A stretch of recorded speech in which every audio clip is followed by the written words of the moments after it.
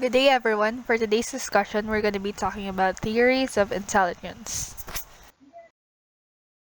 And here are the objectives. At the end of the discussion, students should be able to analyze concepts of individual differences in learning according to different theories of intelligence and identify one's own intelligence. But before we start with your discussion, I want you to first reflect on your personal views by answering these questions.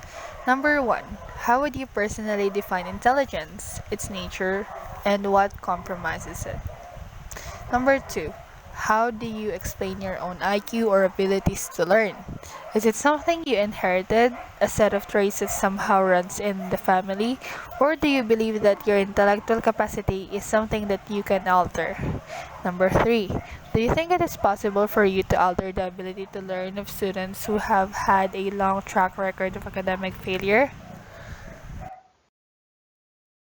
Now let's try to answer the question, what is intelligence? Intelligence is one of the most talked about subjects in psychology, but no standard definition exists. Some researchers have suggested that intelligence is a single and general ability. Other theories of intelligence hold that it encompasses a range of aptitudes, skills, and talents. Despite the substantial interest in the subject, there still isn't a consensus among experts about the components of intelligence or whether accurate measurements of intelligence are even possible. Although contemporary definitions of intelligence vary considerably, experts generally agree that intelligence involves mental abilities such as logic, reasoning, problem solving, and planning. Specifically, current definitions tend to suggest that intelligence is the ability to learn from experience. The acquisition, retention, and the use of knowledge is an important component of intelligence. Next, recognize problems. To use knowledge, people first must identify the problems it might address. And intelligence is also about solving problems. People must then use what they have learned to come up with solutions to problems. Research on intelligence plays a significant role in many areas, including educational program funding, job applicant screening, and testing to identify children who need additional academic help. According to Oxford Dictionary, intelligence is the power of perceiving, learning, understanding, and knowing. According to Alfred Binet, intelligence is defined as the ability to judge well, understand well, and reason well. He began administering intelligence tests to school-age children in France, and his goal was to develop a measure that would help determine differences between normal and subnormal children. Based from Wechsler, those intelligence tests are most widely used, and intelligence is understood in terms of its functionality, its value for adaptation to environment. He defined it as the global and aggregate capacity of an individual to think rationally, act purposely, and to deal effectively with his or her environment. On the other hand, other psychologists who have defined intelligence are Thorndike and John Piaget. According to Thorndike, he understands intelligence as one's capacity to deal effectively with situations. According to Piaget, he defines intelligence as the ability to adapt to one's surroundings. Intelligence comes from the Latin word intelligere, which means to understand, the capacity to acquire knowledge, the ability to think and reason in abstract, and the capability of solving problems. And here are the components of intelligence. It is adaptive. It involves modifying and adjusting behavior in accomplishing new tasks.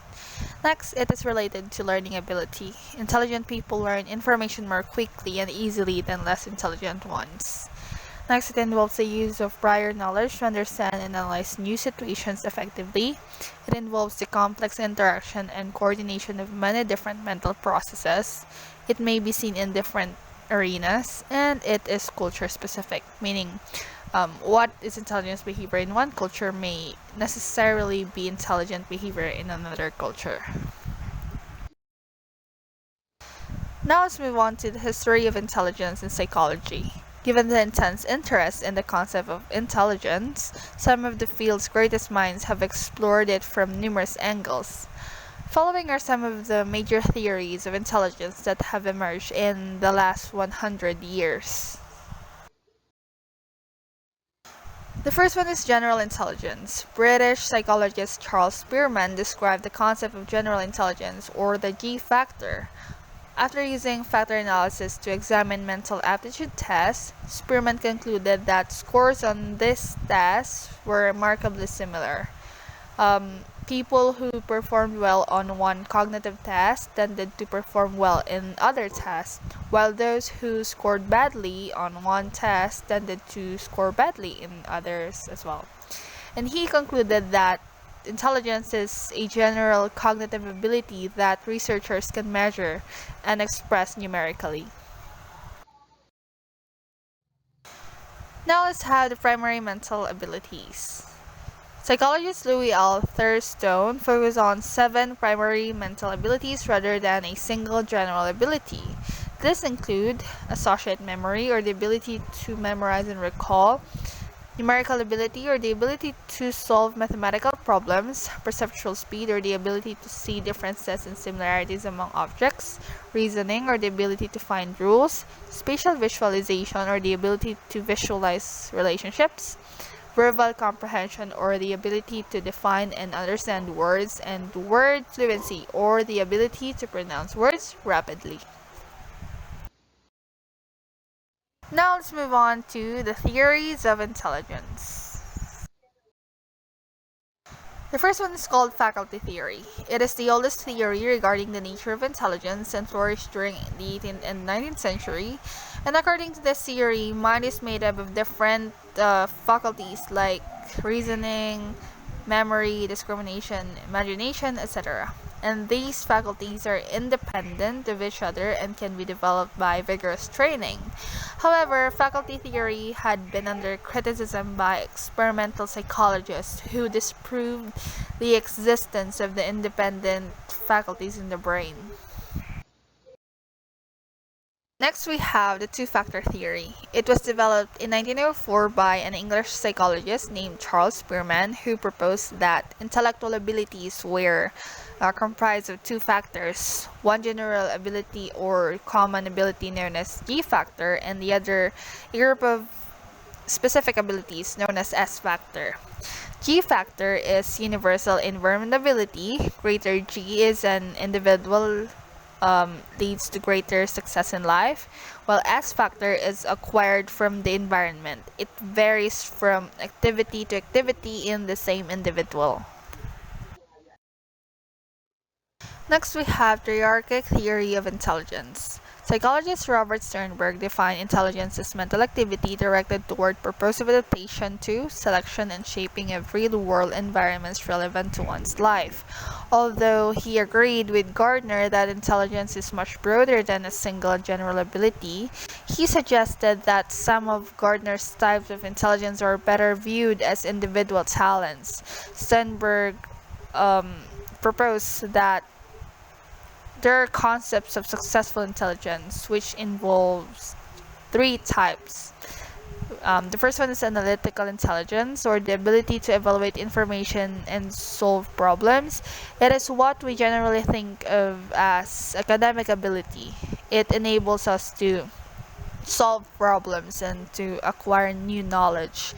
Problem-solving skill includes encoding information, combining and comparing pieces of information, and generating a solution. Next, we have creative intelligence, or the ability to come up with new ideas. It is defined by the abilities to cope with novel situations and to profit from experience. The ability to quickly relate novel situations to familiar situations, that is, to perceive similarities and differences, fosters adaptation. Moreover, as a result of experience, we also become able to solve problems more rapidly. And the third one is practical intelligence, or the ability to adapt to a changing environment. They are street smarts. They are also known as street smarts, and they enable people to adapt to the demands of the environment. For example, keeping a job by adapting one's behavior to the employer's requirements is adaptive. But if the employer is making unreasonable demands, or reshaping the environment by changing the employer's attitudes or selecting an alternative environment by finding a more suitable job, is also adaptive. Next, we have the group factor intelligence. Group factor term is proposed to describe the group factors theory. Psychologist Louis L. Thurstone offered a differing theory of intelligence. Instead of viewing intelligence as a single general ability, Thurstone's theory focuses on 9 different primary factors, and these primary factors are independent of each other. Primary mental abilities or group factor theory states that intelligence activities are not an expression of innumerable highly specific factors, as he claimed, nor it is the expression primarily of a general factor that pervades all mental activities. It is the essence of intelligence, as Spearman held. Instead, the analysis of interpretation of Spearman and others led them to the conclusion that certain mental operations have in common a primary factor that gives them psychological and functional unity, and that differentiates them from one another in terms of mental operations. And these mental operations then constitute a group. A second group of mental operation has its own unifying primary factor, and so on. And in other words, there are a number of groups of mental abilities, and each of which has its own primary factor, giving the group a functional unity and cohesiveness. And each of these primary factors is said to be relatively independent of the others. The abilities that he identified are as follows. First, we have the spatial factor. It is involved in visualizing shapes in any task in which the subject manipulates the imaginary object in space. Next, we have the verbal factor. It is concerned in the comprehension of verbal ideas, and it is found in tasks involving verbal comprehension. Next is word fluency factor. It is involved whenever the subject is asked to think of isolated words at a rapid rate. Next is numerical factor. It is the ability to do numerical calculations rapidly and accurately. Next, memory factor. It is the ability to memorize quickly.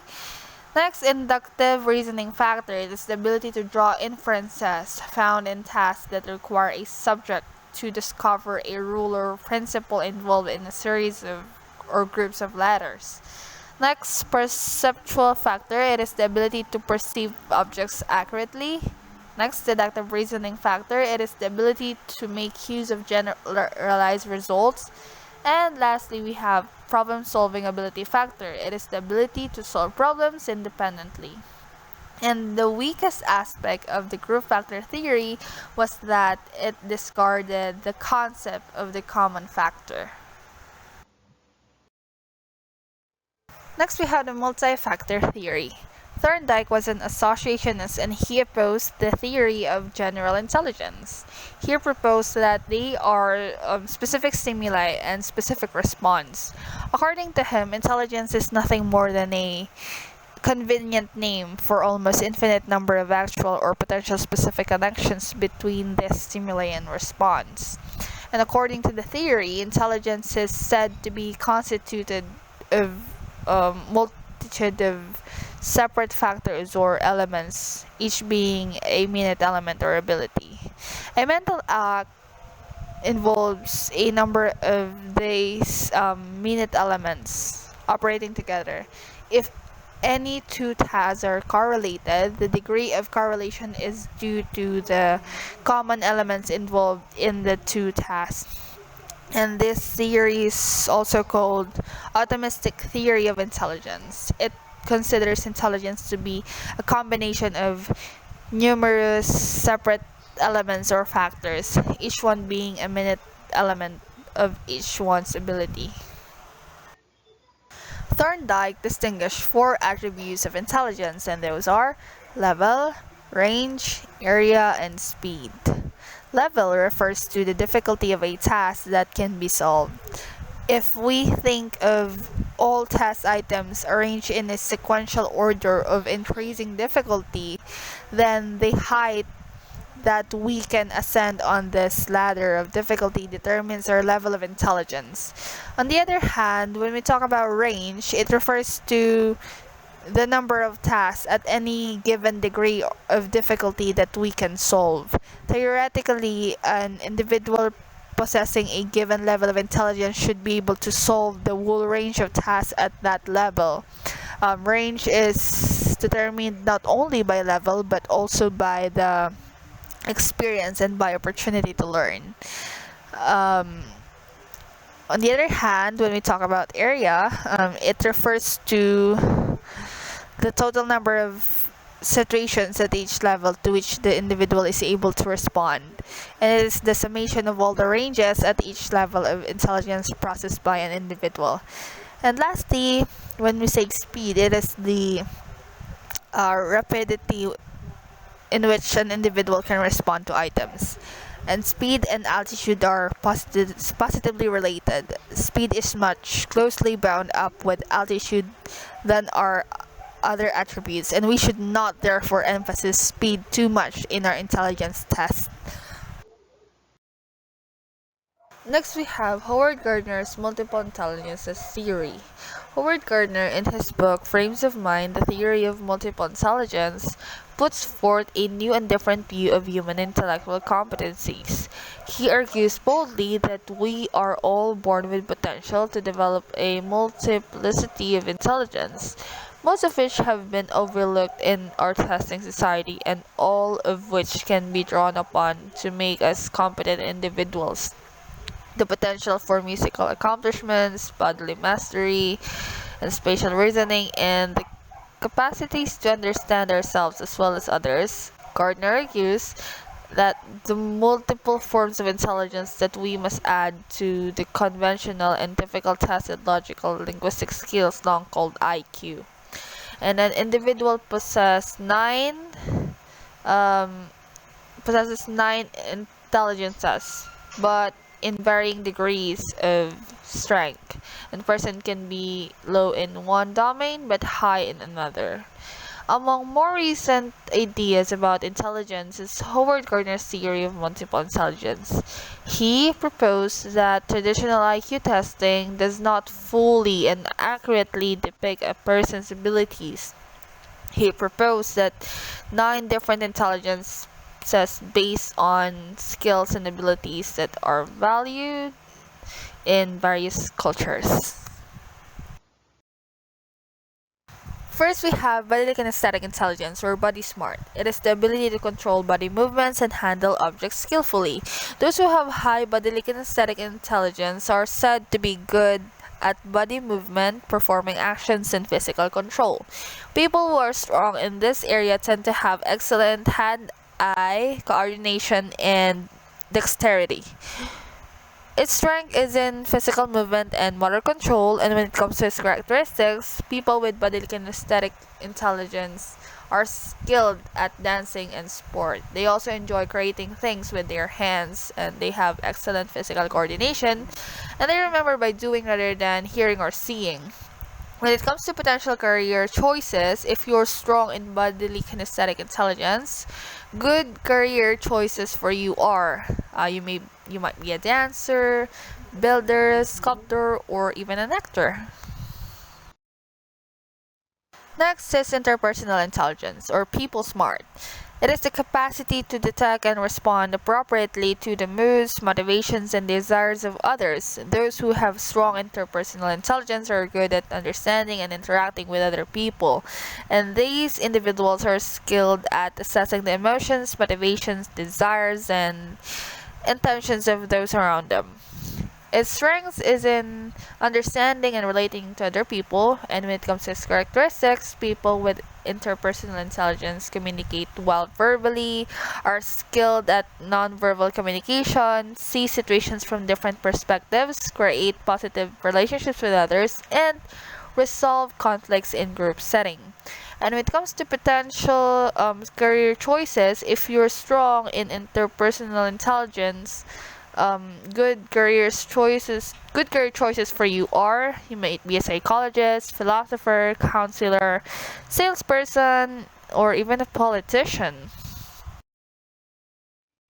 Next, intrapersonal intelligence or self-smart. It is the capacity to be self-aware and in tune with inner feelings, values, beliefs, and thinking processes.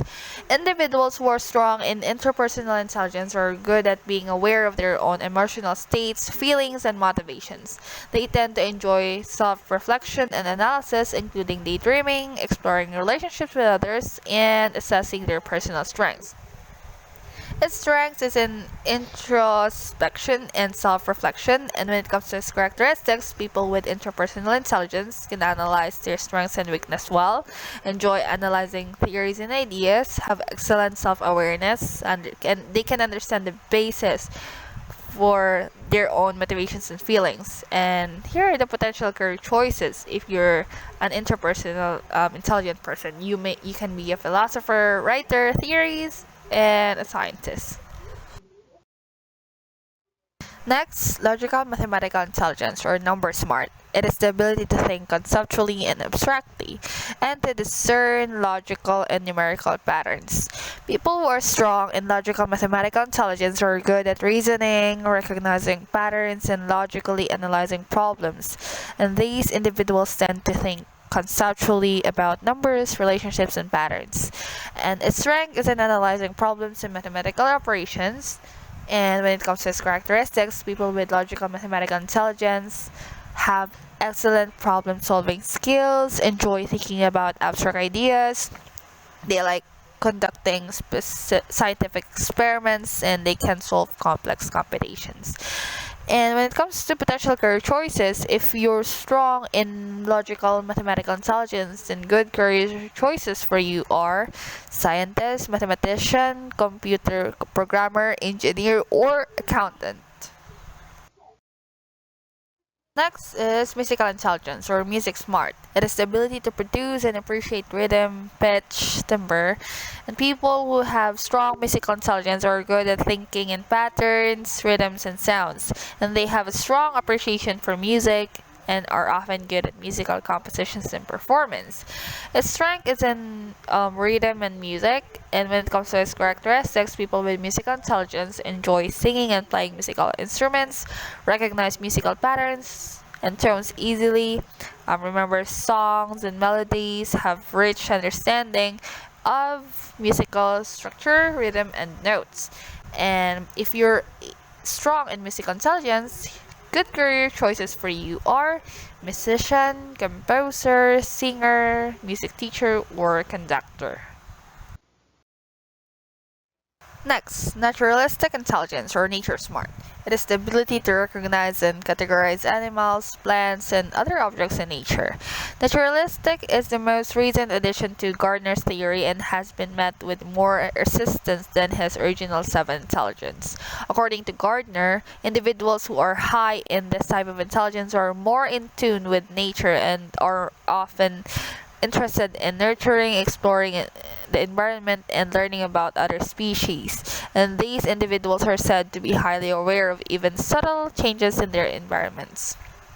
And its strength is in finding patterns and relationships to nature. And when it comes to its characteristics, people with naturalistic intelligence are interested in subjects such as botany, biology, and zoology, categorize and catalog information easily, enjoy camping, gardening, hiking, and exploring the outdoors, and dislike learning unfamiliar topics that have no connection to nature. And when it comes to potential career choices, if you're strong in naturalistic intelligence, then good career choices for you are biologist, conservationist, gardener, or a farmer. Next, we have verbal linguistic intelligence. So people who have this kind of intelligence have well-developed verbal skills and sensitivity to the sounds, meanings, and rhythms of words, good in classifications, categories, and hierarchies of environment. Next is visual-spatial intelligence, or picture smart. It is the capacity to think in images and visualize accurately and abstractly. People who are strong in visual-spatial intelligence are good at visualizing things. These individuals are often good with directions as well as maps, charts, videos, and pictures. So its strength is in visual and spatial judgment. And when it comes to its characteristics, people with visual spatial intelligence read and write for enjoyment, are good at putting puzzles together, interpret pictures, graphs, and charts well, enjoy drawing, painting, and the visual arts, and recognize patterns easily. And if you're strong in visual spatial intelligence, good career choices for you are architect, artist, or engineer. Next is linguistic intelligence, or word smart. So people who have this kind of intelligence are good in spoken and written word. People who are strong in linguistic verbal intelligence are able to use words well, both when writing and speaking. And these individuals are typically very good at writing stories, memorizing information, and reading. So its strength is in words, language, and writing. And when it comes to its characteristics, people with linguistic verbal intelligence remember written and spoken information, enjoy reading and writing, and debate or give persuasive speeches, are able to explain things well, and they can use humor when telling stories. And if you're strong in linguistic verbal intelligence, then good career choices for you are writer, journalist, lawyer, or a teacher. Now let's move on to David Perkin's theory of intelligence. Okay, so this theory states that there are three dimensions of intelligence. So the first one is neural intelligence. It refers to the efficiency and precision of one's neurological system. It involves the genetically determined abilities of a person's neurological system. Perhaps borrowing from his artificial intelligence background, Perkins calls this the hardwired original equipment that determines the processing speed of our brains, similar to computer hardware. There is not much that can be done to increase neural intelligence, and this is the type of intelligence that is measured by traditional IQ scores. The second one is experiential intelligence. It refers to one's accumulated knowledge and experience in different areas, and it is the knowledge that you obtain through experience. Experiential intelligence is accumulated as we navigate through the various contexts of life. Because of this, the more we experience, the more we expand our experiential intelligence. It encompasses all of our experiences as a whole. And since this type of intelligence can be accumulated, people who are exposed to stimulating environments have an intellectual advantage over those who are exposed to less stimulating environments. And if we want to follow through on the computer analogy, we would think of this as the different programs that we can run. And the third one is reflective intelligence. It is the ability for reflective persistence, systematization and imagination, self-monitoring, self-regulation, and self-management. It refers to a person's ability to use and manipulate their mental skills. And these are the thinking strategies that we use to effectively utilize our neural and experiential intelligence.